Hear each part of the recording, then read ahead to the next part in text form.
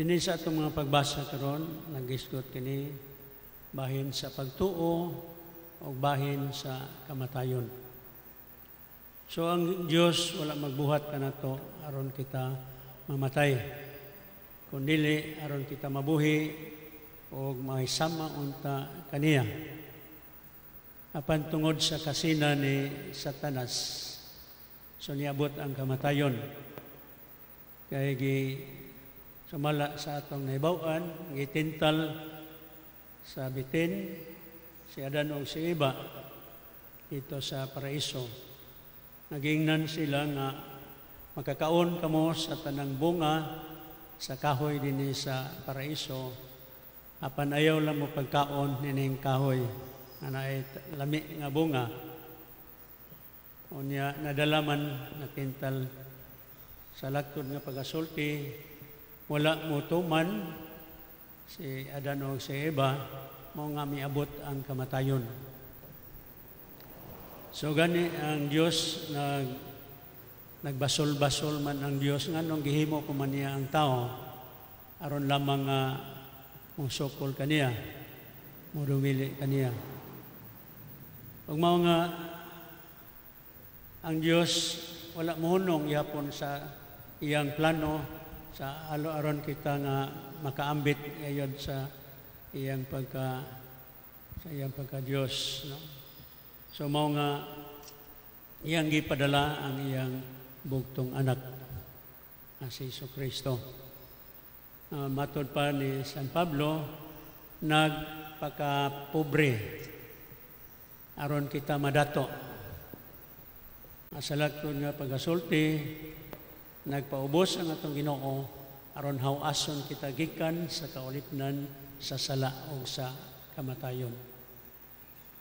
Atong nakita dinhi sa atong santos nga ebanghelyo karon nga giayo unas tanan, giayo niya ang katong dunay pagtuo nga gitalinugan sa napulog duha katuig.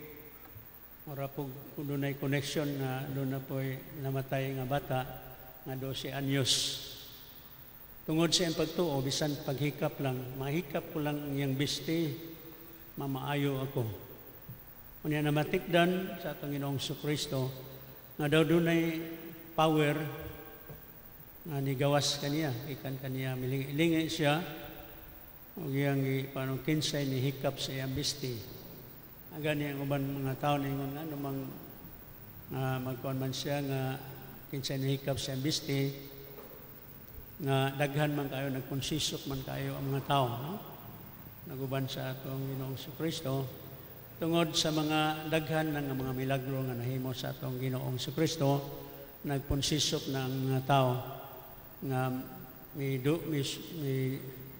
sunod kaniya.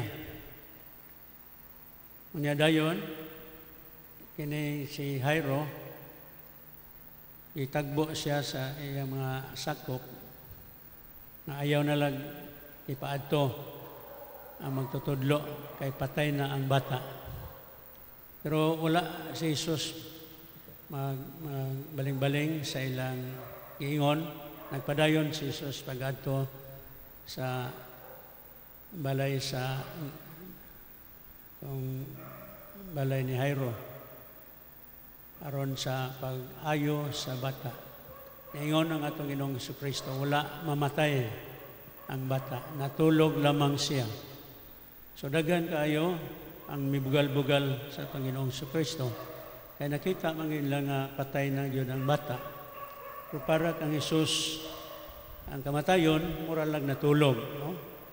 Talita kumi, bangon, o lakaw. Unya may bangon ang bata. Unya ang atong Ginoong Jesucristo ningon nga ayaw ninyo isugilon.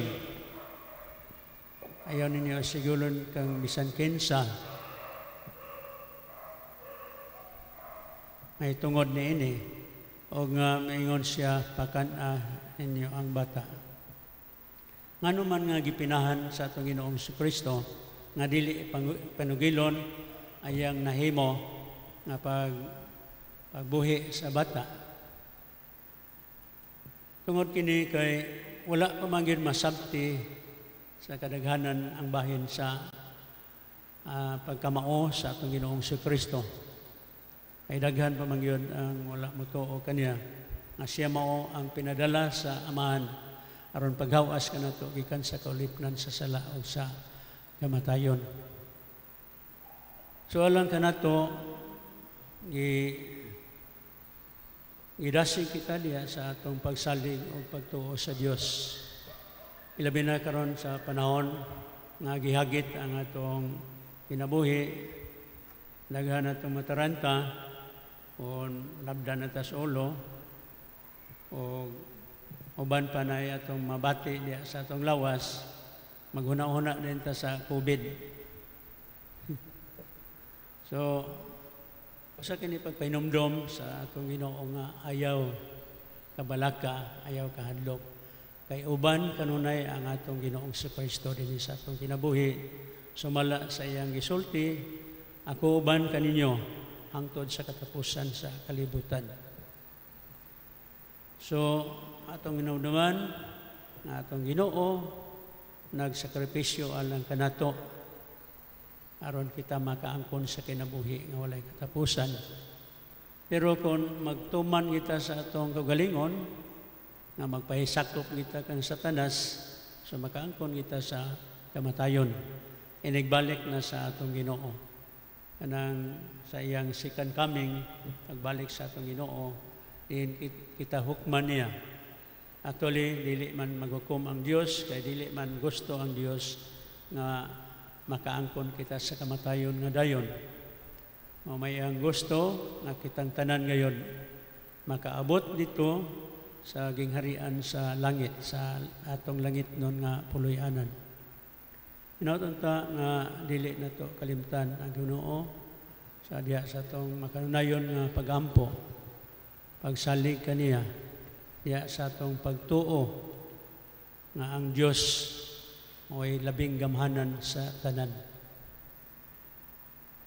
O gatong padayunon ang atong mga buhat din sa kalibutan, sa mga pagampo, mga pagpuwasa, o diya sa atong pagtabang ngadto sa atong mga kaigsuonan. Aron sa ingon nga ang Dios may muot kanato o tagaan kita niya sa kinabuhi nga walay katapusan. Ngalan samahan sa Anak ug sa Espiritu Santo. Amen. Palihog manindog.